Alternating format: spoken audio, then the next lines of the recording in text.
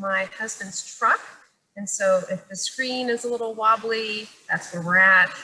But the upside is this is the warmest that I've been in days because I have a heater in here instead of no electric in our home. So things are fine. So I would like to just briefly introduce myself, and then Corey would like to introduce herself. Although it's the two of us and you see our names listed there, the study was with Dee Ray and Dennis Lynn, as well as the four of us conducted a competency study. And so we're happy to meet with you today. Dr. Ray and Dr. Lynn couldn't be here. They had some other meetings, unfortunately they couldn't join us, but do send their regards. And so Corey, would you like to introduce yourself? Say where you are. Yeah, sure. Hi, everybody. It's so nice to be meeting with you today. I'm Dr. Corey Schoenberg, and I'm coming to you tonight from Rome, Italy. So I am representing the international side of the international play therapy community.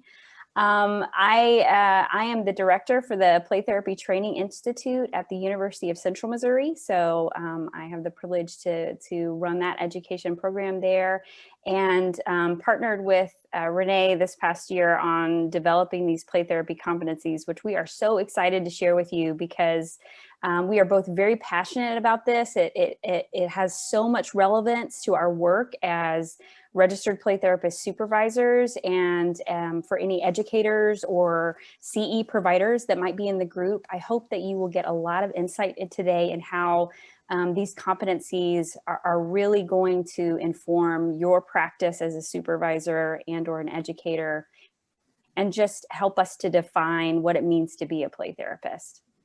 Yeah. Great, and I did not mention, I failed to introduce myself, but I've just recently transitioned back into private practice. And so I maintain a group of supervisees, both as clinical and RPT, and then I'm working towards building back up a practice while I focus my family instead of academia, which has been a really nice shift. So I was fortunate to be able to complete the study with, you can go ahead and change it. Last year. Do you want to move the advance the slide? Okay. All right. And so what I want to chat with you guys about briefly is why these competencies even came about. I think that's the first piece. And what we're going to do is go through, slide by slide, but do feel free to raise your hand. And Corey, if for now you can call on them and just say someone has a question, that would be fine. Using the raise your hand tool. There aren't many of us, so you can also unmute if that's what you would like to do, it's fine. So why competencies?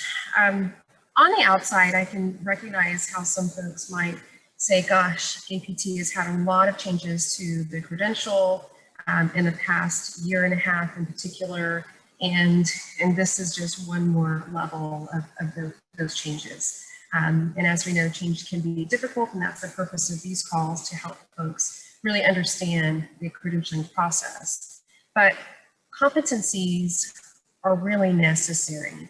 Competencies increase vigor and credibility in the field of play therapy. And so if you've been in the field for long, and of course you will have as registered play therapist supervisors, we are constantly fighting the battle rigor, the validity of play therapy. I mean, it feels like it's a constant battle, right? We're trying to give credence to the field that we all love. And so competencies across the board help us have minimal standards. And so if you've been in a program like a counselor education program, or even just an LMSW program or KCAP, there's governing bodies, right? So KCAP is one of those, co-ed for marriage and family.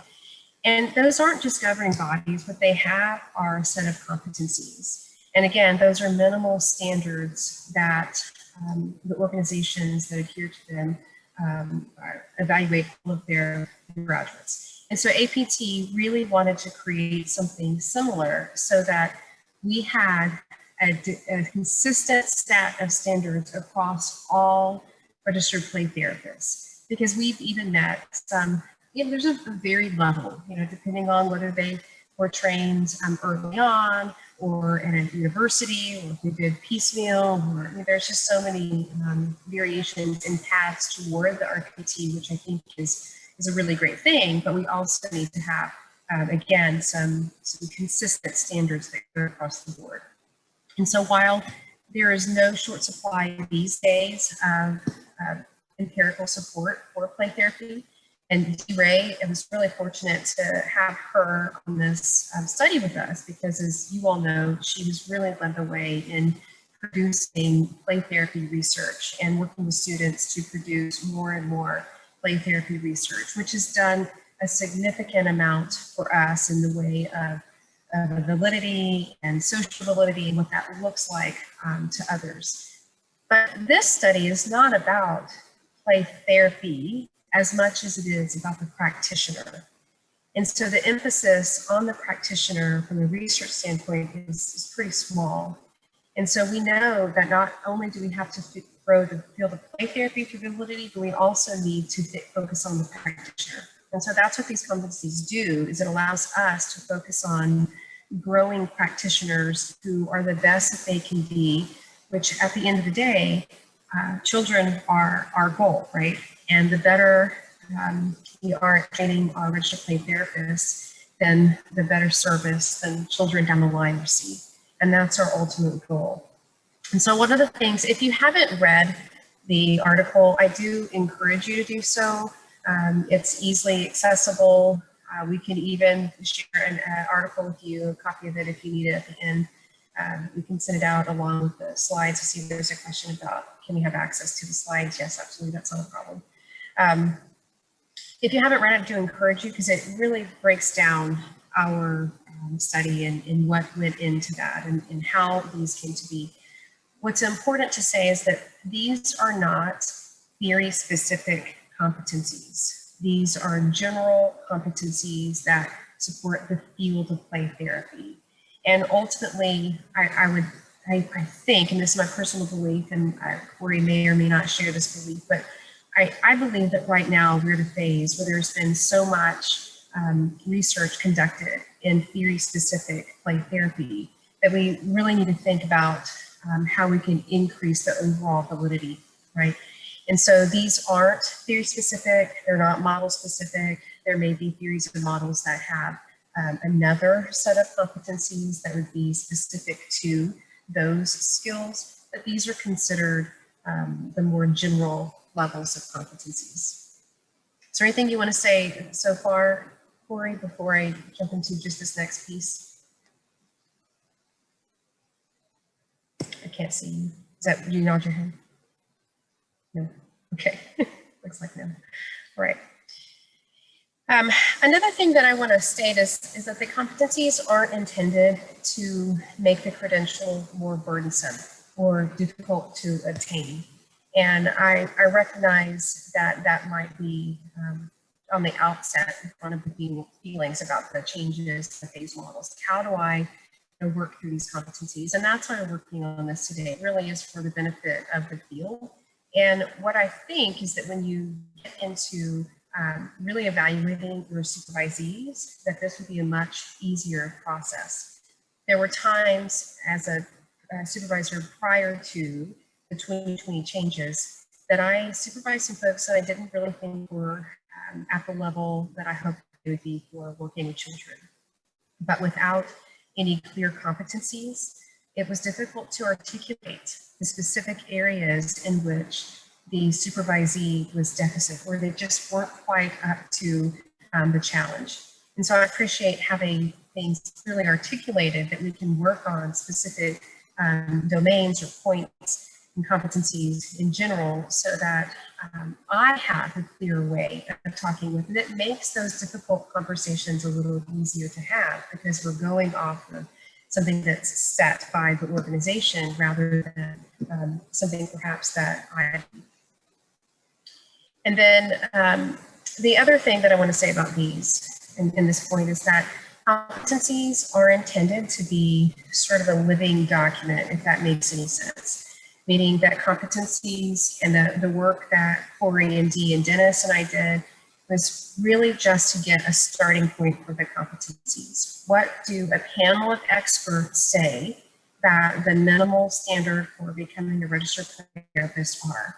And then from that point, they change over time. And this isn't just unique to APT, this is any competencies. They change over time as our field changes, as culture changes, as theories and models emerge. And so that being said, always going back and checking if there's been any updates or changes to those, and staying connected to the most current level of competencies. Okay, so I really don't want to get into the actual research so much unless folks have specific questions. I would rather us be able to spend our time talking here. But I did just want to hold it over or hand it over to Corey a little bit to chat about these last few points and anything that you'd like to share, Corey. I think that's a wonderful summary, Renee. The only thing I just really want to piggyback on what you shared is that Renee mentioned how important it is for us to be a community of play therapists. And one of the things that competencies do for us is that it really enhances our professional identity as play therapists. Because now when people ask, so you're a play therapist, what do you do? What does that mean? Before, we were able to say, well, you've had to have this many education hours in play therapy, and you've had to have this many supervision hours, and we know how to play with children in ways that are really therapeutic and meaningful, but we didn't have a really strong definition, and based on, in the sense that based on which kind of play therapist you were talking to, maybe a child-centered play therapist versus an Adlerian play therapist or a cognitive behavioral play therapist, you were going to get maybe a different answer. The competencies provide us with a really clear definition of what a play therapist should be able to do at the standard specifically of an RPT or a school-based RPT. I was just speaking with one of my students about this recently, that she was asking me, well, is it really important for me to pursue my RPT credential when I can practice play therapy without that credential? I can still do it. Well, one of the things that the competencies provide is that we're able to say a registered play therapist is able to do these things right here. This is where their standards are. This is the expectations that they have. Whereas play therapists who haven't reached that credential yet may not be fully grown or fully developed in all of those areas. So I think that's a really important milestone for us, both in our professional identity and also in just raising the standards for what it means to be an RPT and how we can distinguish that credential as extra exceptional, as an expert in the field of play therapy. It also provides us with a much more clear way to communicate with the public. So that means that the competencies are something that you could post on your website, in a brochure, you could provide to pediatricians, to parents, to clients, to schools, and say, this is specifically what an RPT does. And it makes the whole thing much more clear. And it's, as Renee said, it's trans theoretical. It's across the whole board. And I really appreciate that. And then lastly, specifically for this group, it just gives you opportunities to focus your supervision on much more direct points. As Renee was saying, with her supervisees, you're able to know specifically what your goals need to be in your work, either with your supervisees or your students. Renee, I'll turn it back to you as we go on to the next slide, unless you have something else to say on this one.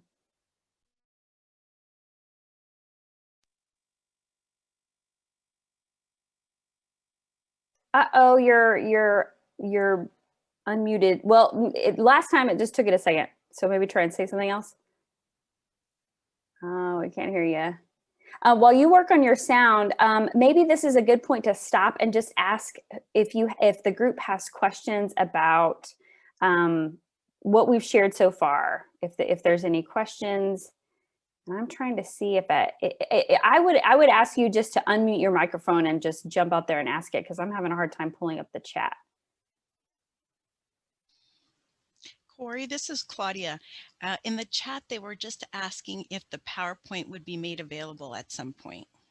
Yes, as soon as we end our time here, I will email that to Claudia. And then Claudia, do you mind sending that on out to everybody? I do not. Thank you so much, Corey. Sure, yeah. Can you hear me now? Yeah, there you are, Renee. Okay. All right, I'll turn it back to you. Thank you, everybody, for your flexibility and understanding on my situation here. Okay. So what we thought we would do is go through each of these competencies in sort of broad strokes. And so what is one, what is two, what is three? And really invite you guys to ask questions about the specific competencies or the points within the competencies. Because what we know is that what makes sense for some may not make sense for another. And of course, as is discussed in the article itself, the composition of the panel directly influenced what you see here. So we gained a lot of consensus very early on a lot of points. And as is named in the article, one of those that took a little bit longer was that around family and systems theory and play therapy and the marriage and family points, because there's only one marriage and family therapist represented on the panel. And so that means transparency in research is always vital so that we can understand particular outcomes. But I also want you guys to hear that so you can think through why something isn't there. And again, with the caveat that just because it isn't here doesn't mean that you can't add that to your added competencies within working with your supervisees and your theoretical model, their population, and so forth. And so this first domain, if we think about it that way, is knowledge and understanding of play therapy. And so I'm sure you guys have been reading over this if you haven't already. And so I'm just going to give you guys the floor, and let's just take a couple questions that you might have about competency one. It can either be about overall, globally, or it can be about the specific points. There are a few things that I'd like to highlight, but first I'd like to open the floor to questions that you all may have.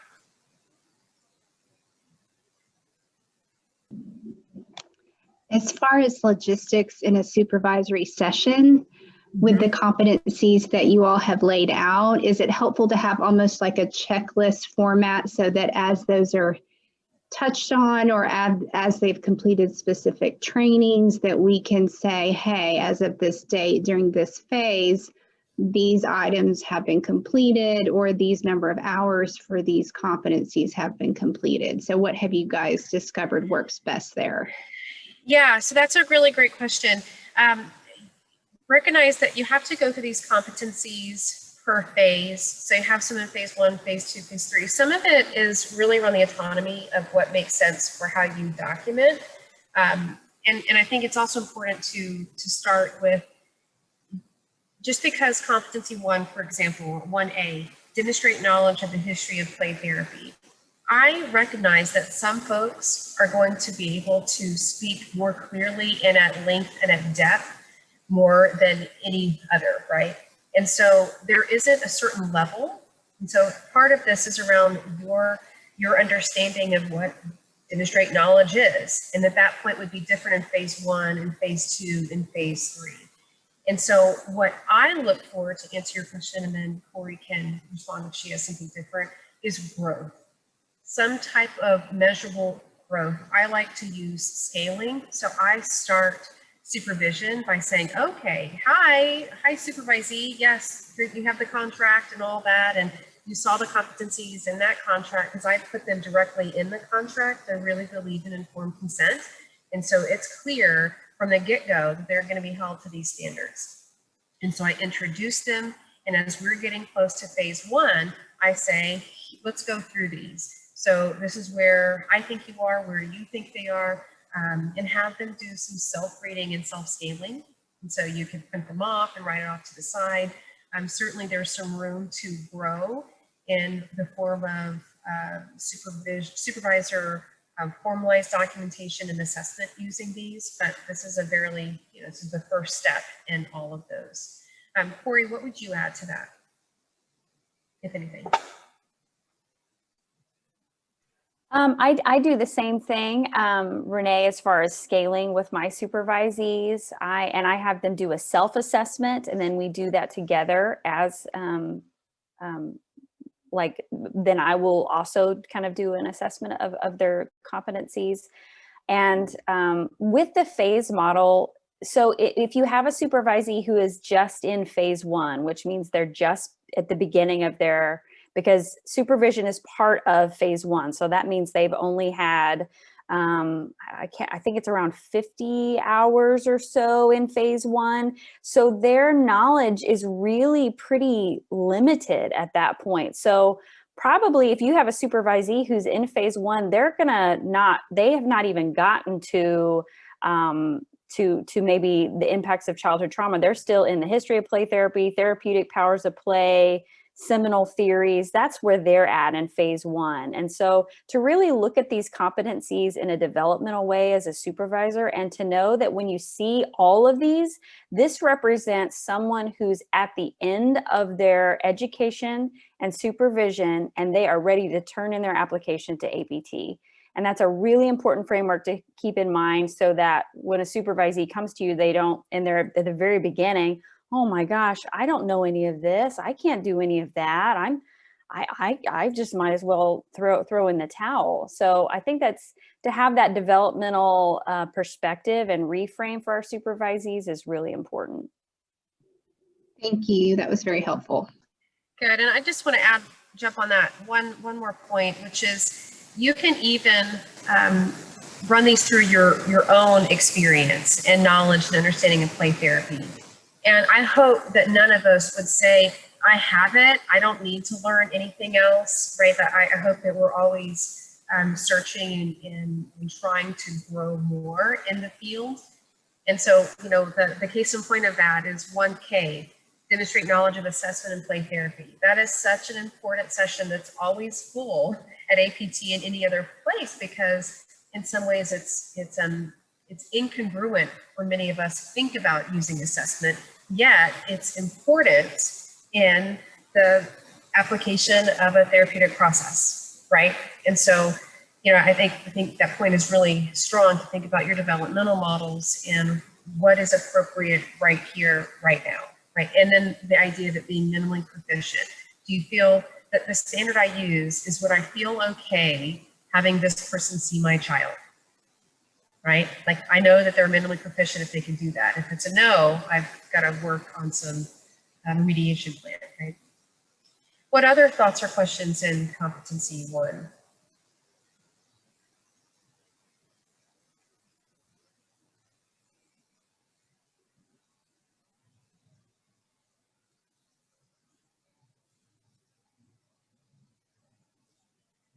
I count in my head because of teaching so much online. It's like I give the lag and enough time. Okay, you can always circle back if something else were to come up.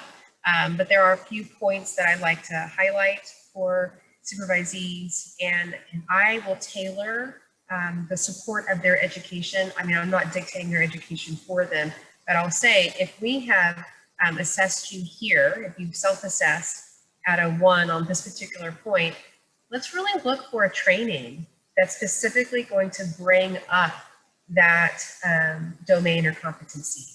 So again, these are really useful in helping us build the best play therapist possible, because we can articulate key points and areas of continued growth. I think we can go to the second one for you.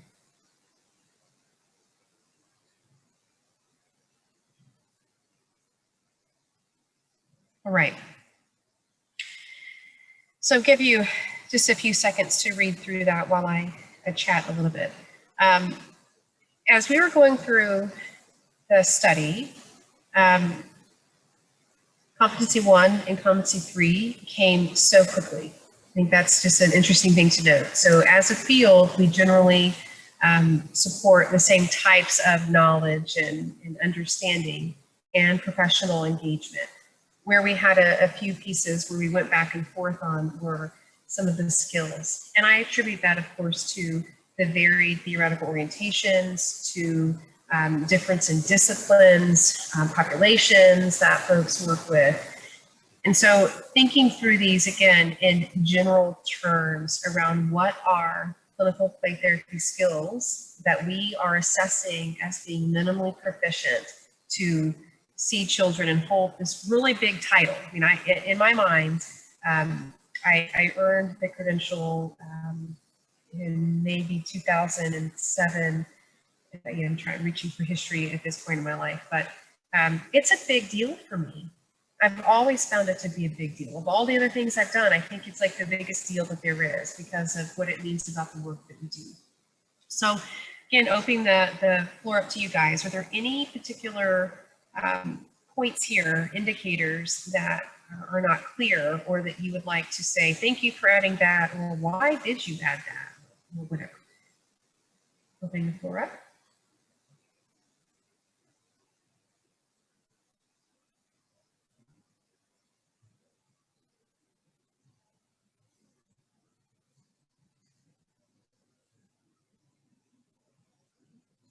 Okay, Corey, is there anything on competency 2 that you would like to discuss or to add? No, nothing that's sticking out to me. Thanks. Okay. All right, so we can go ahead and move to the third, which is the professional engagement in play therapy. Again, these came pretty quickly. We came to consensus pretty quickly on these. What I always like to highlight is 3G, practice self-care to maintain quality play therapy services.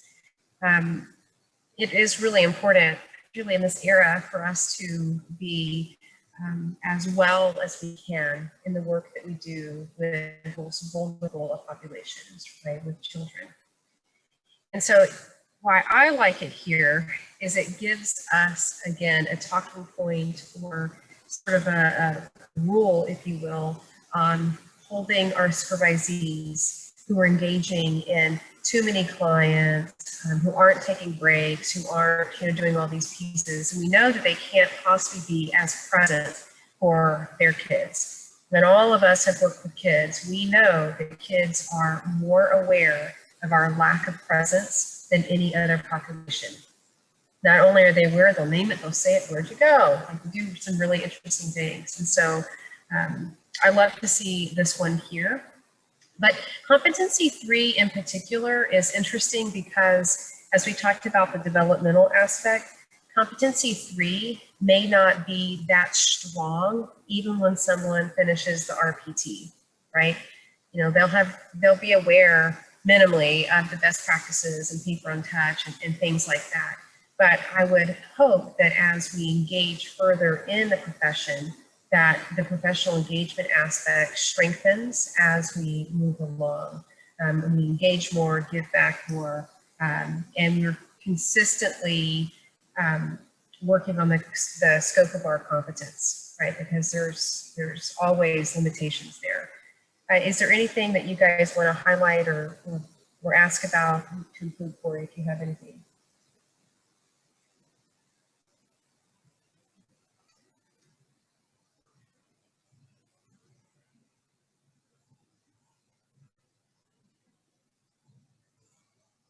Okay, looks like we might be good here. Corey, anything? Nothing for me, thanks. Okay, we can move on.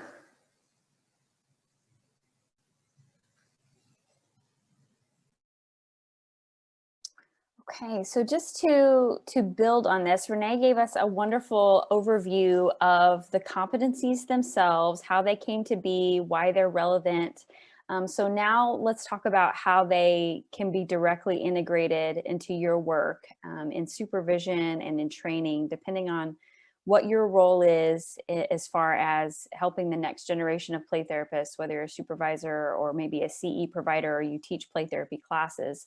These competencies are very, very important for you to be aware of and to integrate into your work. So as a counselor educator who is also a play therapy educator, and I teach a number of advanced play therapy courses, one of the things that has been I have been most thankful for about the competencies is using them as our course objectives. So if you are a teacher, or if you are providing workshops, if you're doing a presentation, or if you're a CE provider, these competencies, I would really encourage you to consider making them part of your objectives and really putting them into, infusing them into your goals for any kind of training or education that you're doing.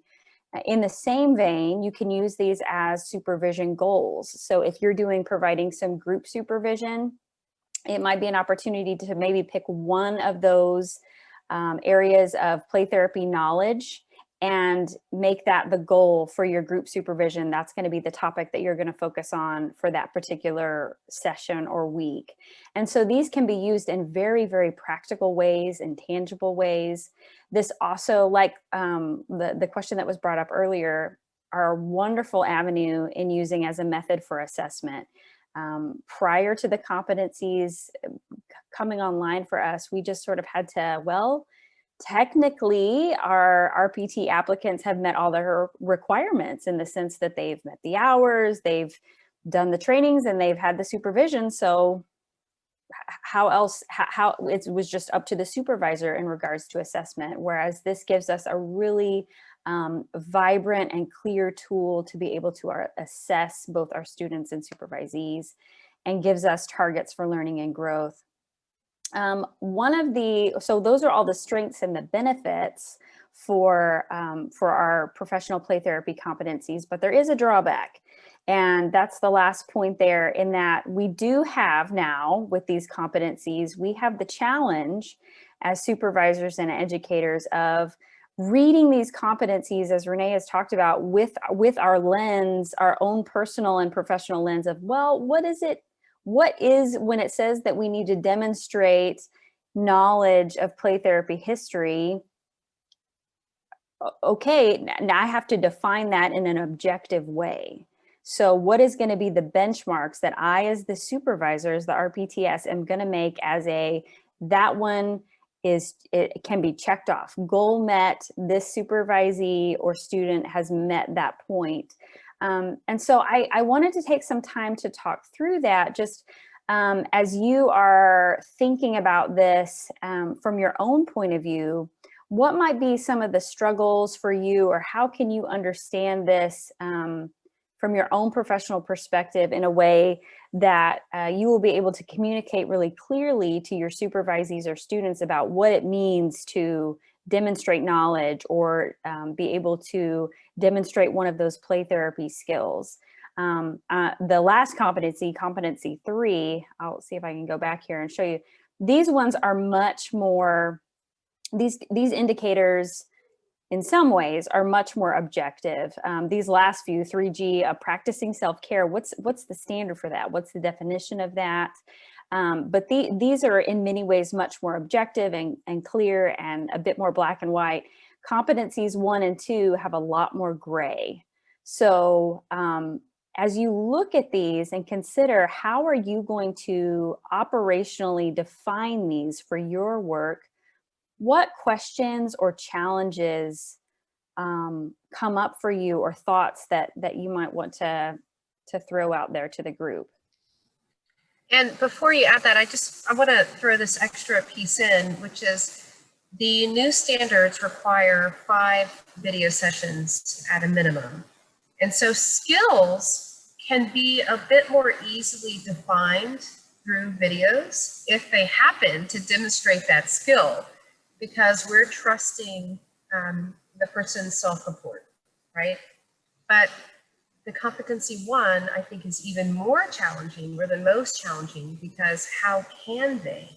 And I would make the same argument that even in competency 2 and the skills, it's still self-report. So how are you diving into that self-report to understand if it's accurate, if it's consistent, and is there knowledge and understanding to the depth at which you would hope for it to be at the end of the time? So just wanted to throw that out there. And I like how you said it's great. It is. It's very great. Blessing and a curse. Mm-hmm. It gives us just enough as supervisors to wrap our hands around something, but then we have to really look at it and say, oh, okay, well, how am I going to actually make that something that's objective, which is a parallel process to play therapy, right? Everything that's abstract is becoming concrete within a child's play. And we have the same kind of issue here where we have all these competencies, which are very abstract, and we're trying to make them something that's objective. So let's just talk through that. Who has a thought that you'd like to share with the group?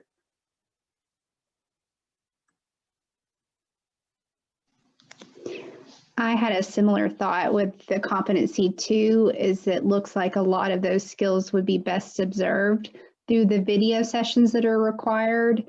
And I was curious if you guys had a particular format that you preferred or you thought was helpful when you do sit down to look at those videos. Do you do them with your supervisee? Do you look at them separately and kind of go through like a checklist format? I was just curious what you thought was best there. That's a really wonderful question. I think so much of this is supervisor style. So I think that depending on which supervisor you ask, you get a different answer. But that's a really help. But what you touched on, is it Stasia? Am I saying your name right? It's Stacia. Stacia, okay. Yeah. Stacia is touching on something I think really helpful for the group here, is maybe for you as a supervisor is to consider which one of these can be something that you really focus on as a video review skill. Like, this is something I really want to be able to see demonstrated in a session versus something that can be done, like Renee mentioned, as a self-report from the supervisee. And then lastly, what would be just maybe even to, like, just in conversation and through talking with the supervisee, hearing them articulate the therapeutic powers of play in a way that demonstrates that they understand the conceptualization and the role and the utility of this aspect. So I don't think that that's going to look the same for every single supervisor, which is also a strength, is that you have your own way of being just as a supervisor, just as you have as a play therapist. And I don't think that the purpose of the competencies is necessarily to dictate that, but it is helpful for you to look at and consider how you do want to be able to ensure that these competencies are being met. What would you like to say about that, Renee? Yeah, I would add that there is the basic play therapy skills checklist. And so that's primarily through a child-centered lens. So I don't myself identify as child-centered. However, I still use that because, one, it exists, and recreating the wheel is just too cumbersome at times. But I also think that those are identified primary skills. And so what I have folks do is as they're watching or even recording videos before we watch it back, to use the clinical skills checklist and identify where in the video they have demonstrated this skill. And so rather than me saying, oh, that's this, and naming it for them, helping them have a real autonomous understanding of what these key points are and what it looks like in clinical practice for me. Now, I practice from a Gestalt standpoint, and so I conceptualize a bit differently. And so I use different language once I'm past the primary skills checklist, that might be the play therapy skills checklist, around things that are a bit more theoretical. But I also believe that folks should be able to supervise to a certain degree as long as they're within their competencies across theoretical orientations. And so I have a few ways that a few things I can do. There are other orientations that I just can't adequately supervise, and I will help them find someone else. But to Corey's point, what's not stated here out loud, and I'm just going to name it, is that all of these clinical play therapy skills really are viewed through the individual's practice and theoretical orientation. And so they're all going to see and say something just a little bit different. And one of the things I think it's important that we recognize is our influence on our supervisees. If you live in a small rural area, as I once did, then I'm going to get people from all types of orientations, and I need to be really careful to making supervisees think like I think or practice like I think when that's not in their best interest as an independent practitioner. And so I don't know if any of that is helpful or useful, but that's what comes up for me. Very helpful. Thank you. That was actually my piggyback question on, do you guys recommend them staying with one supervisor throughout the whole process?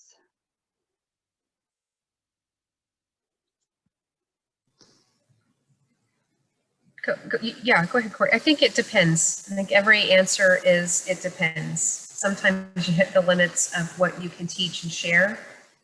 Sometimes they shift into a different population. I've worked with LPC, licensed professional counselor in Texas, associates for 15 years. And what I'll say is that when people have multiple supervisors, like more than one, I think that's really great that you learn from a lot. When they have like a lot, then I begin to wonder about their ability to receive and integrate feedback. Like, you disagree with me, when I go find someone else. And so, you know, I think there's a balance of that too. And as a supervisor, I think it's best practices to meet with and consult with the prior supervisors. I mean, if they did like a session or two, you know, no biggie, right? But I want to get a sense of, it's funny, I don't do this with clients. I don't generally believe that I want that, but I don't want that clinician's feedback about the client who's with me in today, right? But as far as a supervisee, sometimes folks just fail to acknowledge so interpersonal concerns or other practice concerns. And so I like to have an open line of communication when I can.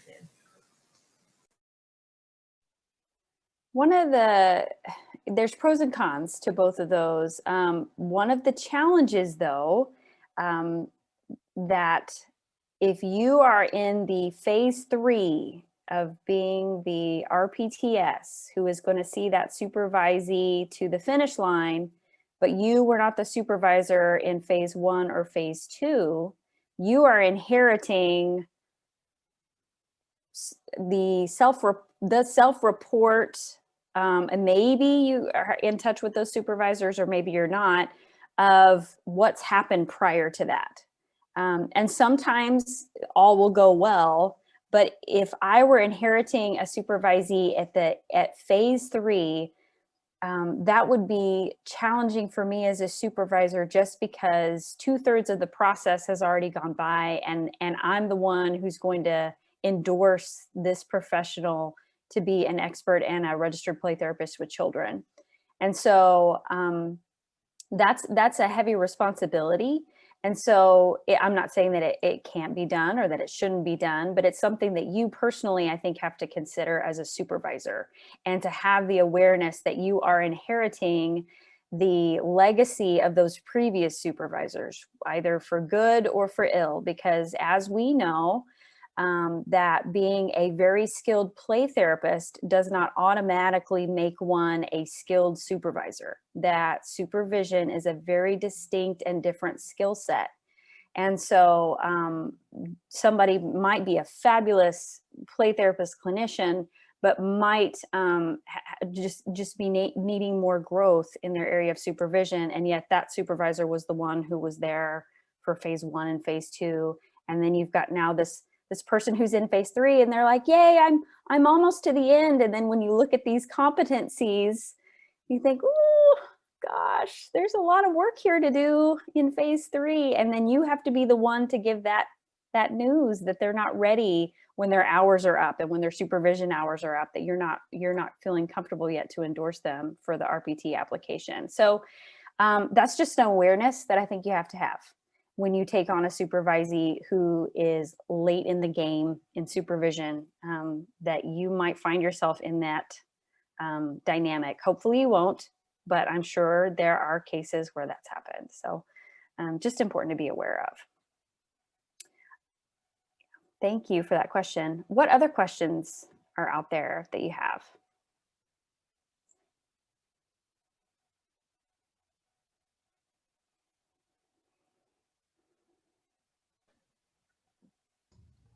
Hi, I'm Gabby. I'm just getting started with the application process, and first I gotta, figure out where I land a job. But I did get trained on filial play therapy, and I was using it at my previous job, but I hadn't really started the process for RPT. So, there are really not many RPTs here in my county. So only the person that trained me on field play therapy offered to be my supervisor. But first I need to land a job that will support also play therapy. What are your recommendations for someone like me? Because I'm a new ACSW as well, getting my clinical hours. And, if I don't have a location where they support RPT, then I'm just kind of stuck, not able to, turn in my application.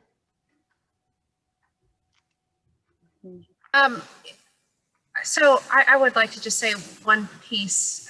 Part of that is outside of the scope here, but what I would hope that you would do in order to really advocate for yourself is have a clear understanding, not only of the application, but also the competencies, so that when you are interviewing a supervisor, and I really think it goes that way, you interview the supervisor to see if they're a good fit for you, that you are clear and aware of the contractual, essentially, agreement that you're making with that person.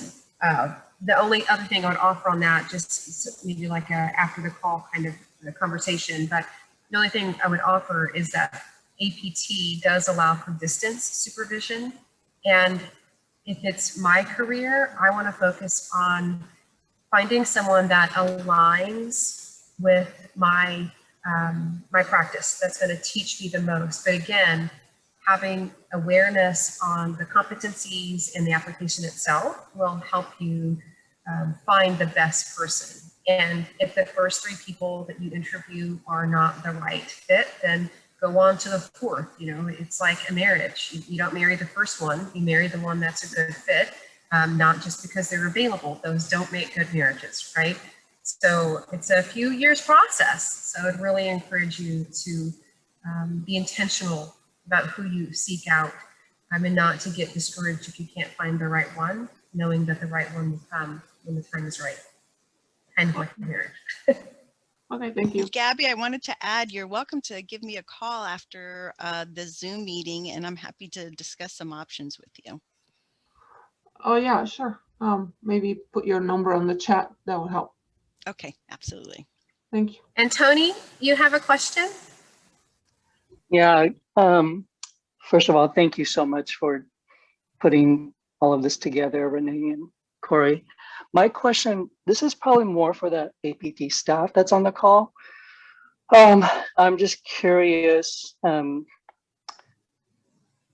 as a supervisor, I will admit my heart skipped a beat when I read these, and I'm asking myself, how do I assess that, right, in my supervisees? So I guess my question is there any interest from the APT point of view to operationalize some of these competencies, as Corey mentioned? Is there a committee or someone there is there talk about doing that? Or is it just right now we're at the place of, let's just leave it to the supervisors to define what these competencies mean to them?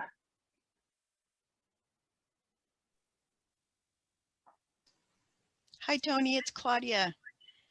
I will absolutely take this feedback to our president and CEO and the management team here and reach out to you. Okay. Right, thank you, Claudia. You bet. Tony, I just wanted to share that I share your feeling about that. And Renee and I have had conversations about that too. And that's actually kind of how a lot of this competency work began, Right. because we were talking about that very thing. Mm-hmm. Well, but what does that mean? This is it's abstract, and I need it to be, when you're a supervisor and you're assessing and you're evaluating and you're in the role of the gatekeeper, that means that you need to really understand and define, and that we also as supervisors have the obligation of due process, that if we're going to say to our supervisee, you haven't met this competency, then we need to be able to explain to them exactly and objectively why and how. And so I think that's really important. And Renee and I hope to continue on with that. Kathy, did you have something you wanted to share? Yeah, I was listening to you guys, and Claudia always makes me laugh when she says, I'll take this to our president and CEO. And I'm like, oh, geez, that's me. Okay. That's It sounds so official and formal. I'm like, geez, just Kathy, we'll talk to Kathy about it. We have had quite a few conversations with a number of people over the last couple of years about what these look like. And part of the conversation always comes back to, depending on the person, the supervisor, where they are in their education, where they are in their experience, all of the competencies are going to present a little bit differently. And to say that here's how you can measure this, or this is what this is going to look like, will work for a few people, but not for a lot. Where it gets confusing is we have a lot of people who really want a how-to manual, and they want specific instructions, and APT said it's supposed to look like this, that means it's supposed to look like this. And that doesn't work in this type of relationship. So every time we think like, well, we could probably outline a few things, then we find reasons why that's not going to work, or someone's going to misinterpret it. And it seems to cause conflict then between the supervisor and the supervisee, because they're going to read it differently. And a supervisor saying, you haven't met this, and they're going to read it and go, well, according to APT, this is what I have to do. I've done that. So it's a very personal thing. I think the best thing we can do is have quite a few discussion groups at the conference, and maybe even online, and let supervisors explore and share what they've done, how they're measuring it, how it works for them and their supervisors or the supervisees, and get supervisors more comfortable with identifying how they can measure these competencies in really informal and formal ways, and then share that with the group, which is not a great answer, because there really is not a nice, simple answer for you, but that's where we've come around to.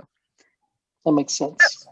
Yeah, but we can segue to the last slide, Corey, where we have a few creative applications, just in the hopes that some of these might facilitate some of your thinking about the ways that you might do it. I mean, there's a formal process and an informal process. And so, when it comes to our role as gatekeepers, we start informally and then move up to more of a formal process as needed. But I don't know that from a relational standpoint, formal right out the gate is the way to go. I would prefer for it to be a little softer, but again, that comes from my standpoint and who I am and how I practice. So we have listed just a few here. Using figures illustrate the stages of child development in a specified case. And so all that I did was I pulled from the competencies an exact language that's listed. And so perhaps you have a supervisee who is unable to, at this stage of development, articulate the stages of child development, but they can through expressive interventions or through something more sensory. Maybe that's because of their current level of understanding or their anxiety about being asked about it in a kind of concrete way.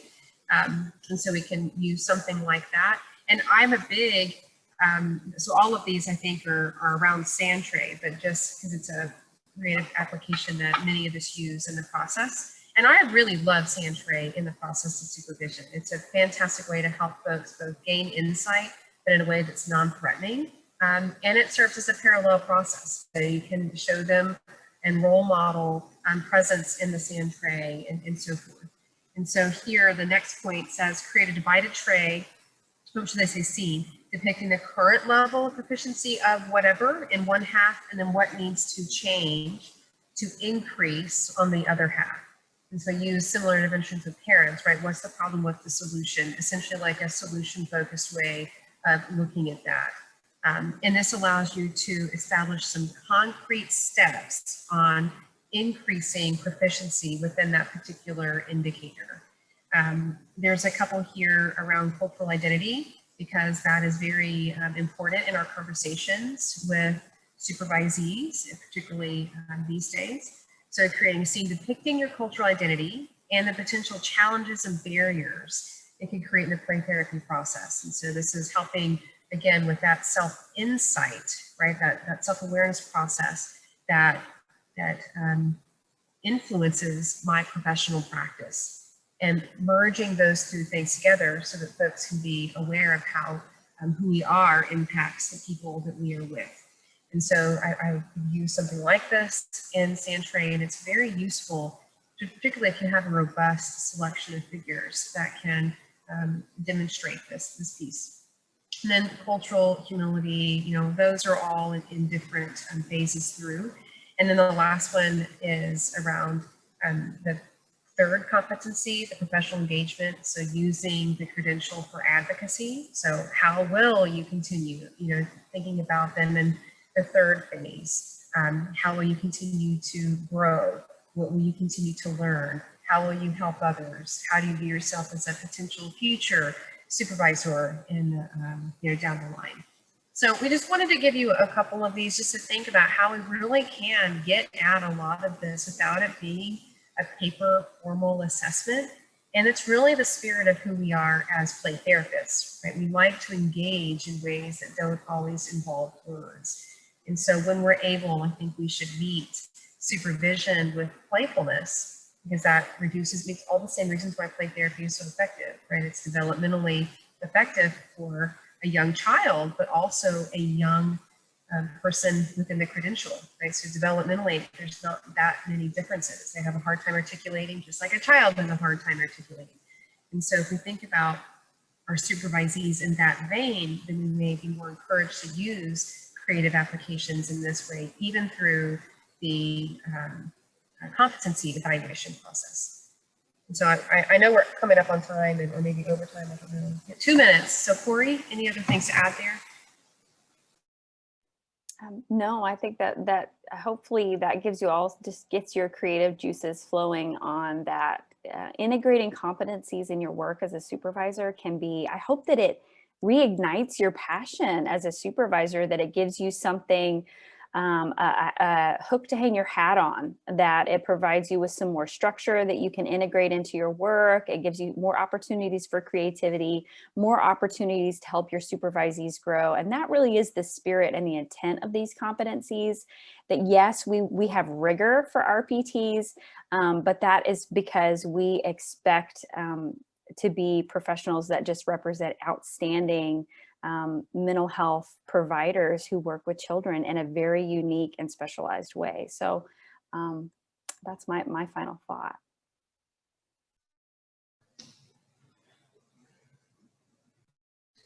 Anybody have anything else in the 30 seconds that remain? I just want to share with everybody that in addition to Renee and Corey and their full schedules, and both of them have roles right now chairing committees with APT, this whole competency research was a huge project they volunteered to do, and it was an incredible effort that they undertook, and the amount of time and dedication they put into it, the organization is better and stronger because of it, and we couldn't be more thankful that you were as committed as you were. So thank you, we appreciate you, and we're glad you could join us today to do this presentation.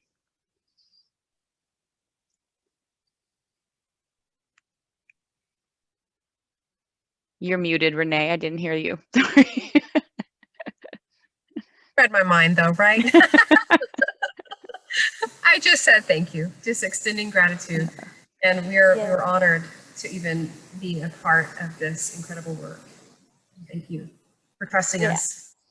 Yes, and I will send these slides, but if you have our contact information, if you have more questions or want to get in touch with us about anything, you can contact either Renee or myself, and we'd be happy to talk to you about any questions that you might not have either felt comfortable sharing in the group or just we've run out of time. But we appreciate all that you invest into the play therapy community and for your time today. Thank you, ladies. Thanks, everyone. Have a good one.